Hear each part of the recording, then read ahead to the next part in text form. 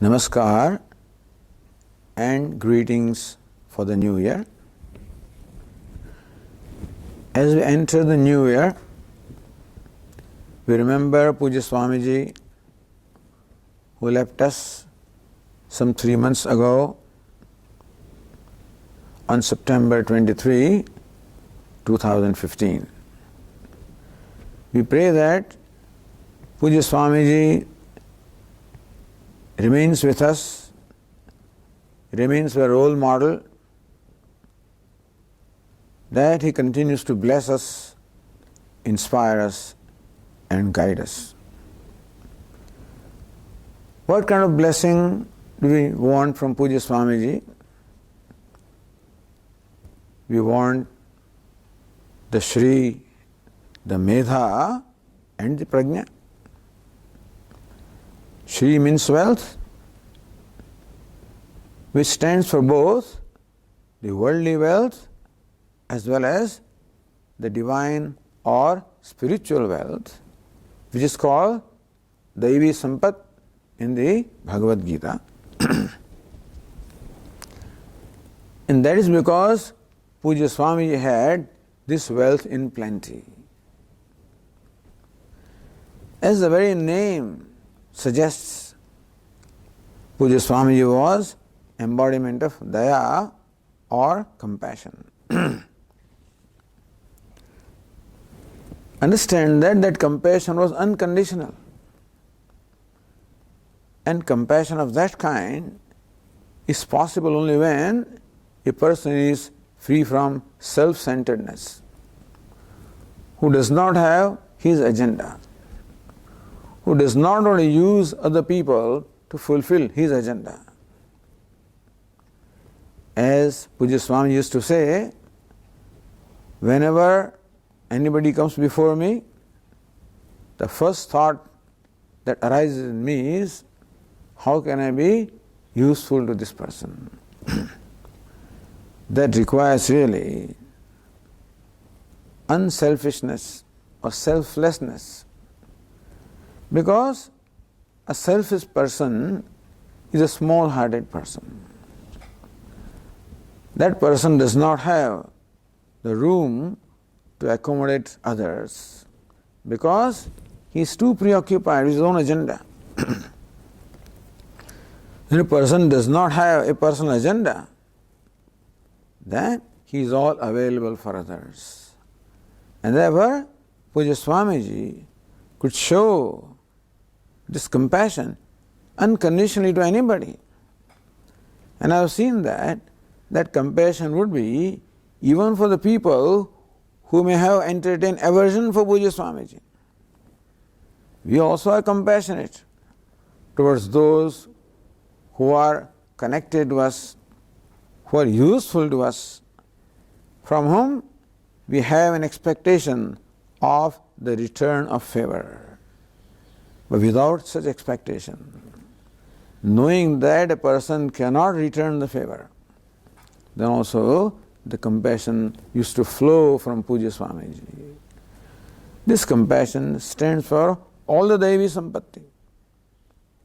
And therefore, Parabrahmanishtam, Swadharmanishtam, Ahimsaikanishtam, Swayam Dharmanishtam, Ahimsaikanishtam.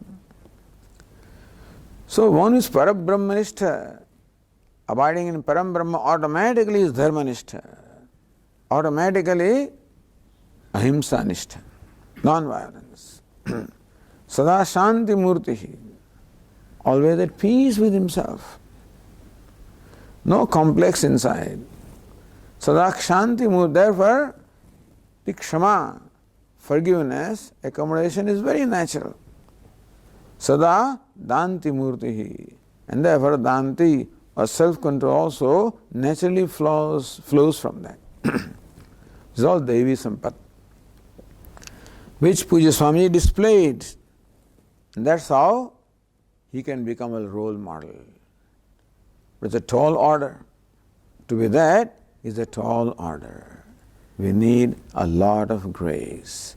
And therefore, we pray to Puja Swamiji to shower that grace upon us so that we can also cultivate these divine qualities. They are all in us also. But this ignorance, the ahankara,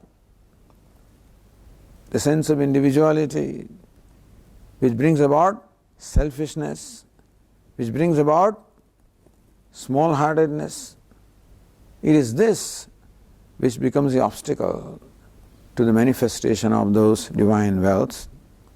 And so we pray that we progressively become free from these obstacles. So first thing that we ask for is Shri, this divine wealth. Then Medha.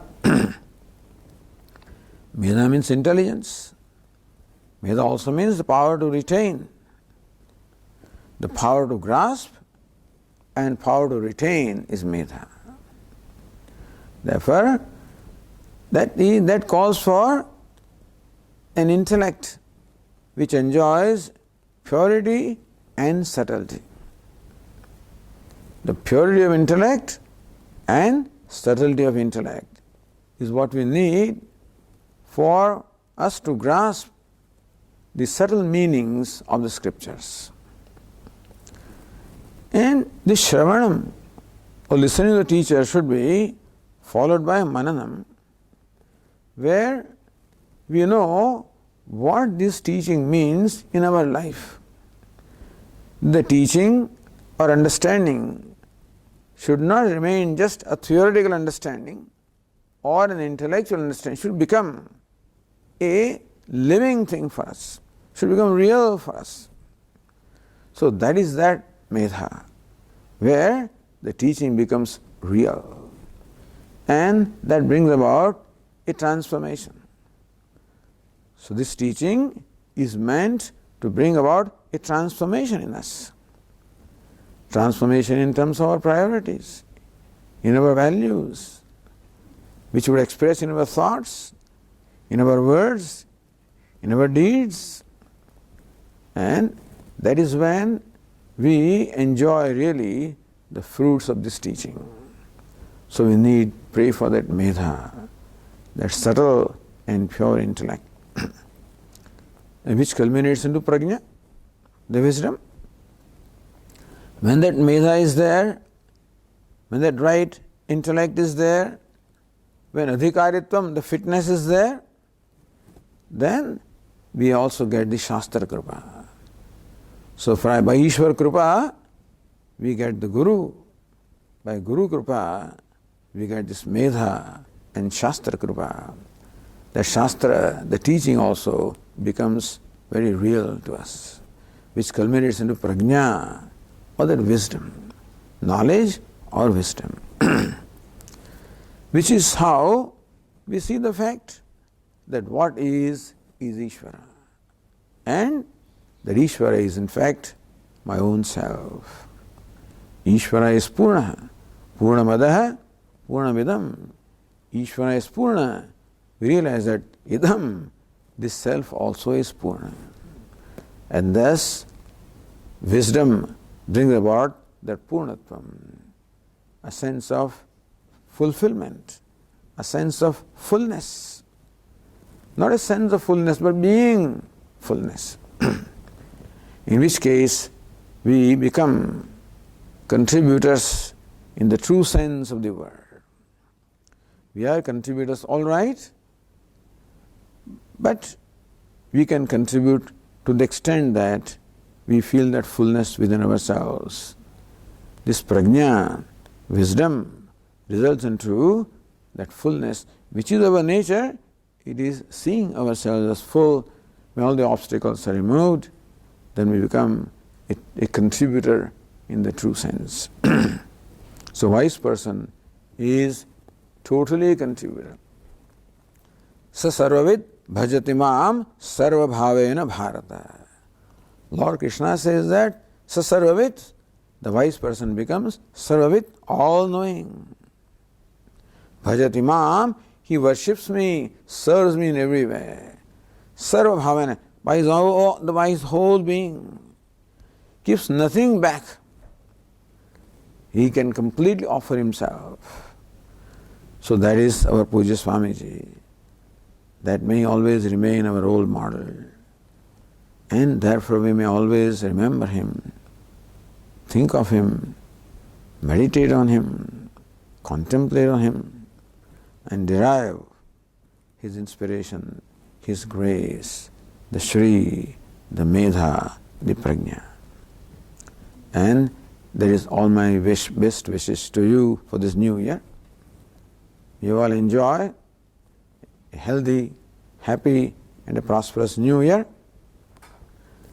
And that you enjoy the blessings of Puja Swamiji and Lord Dakshinamurti, that the Shri, Medha, and Prajna progressively also, they all enter into you, bless you, and bring a fulfillment in your life.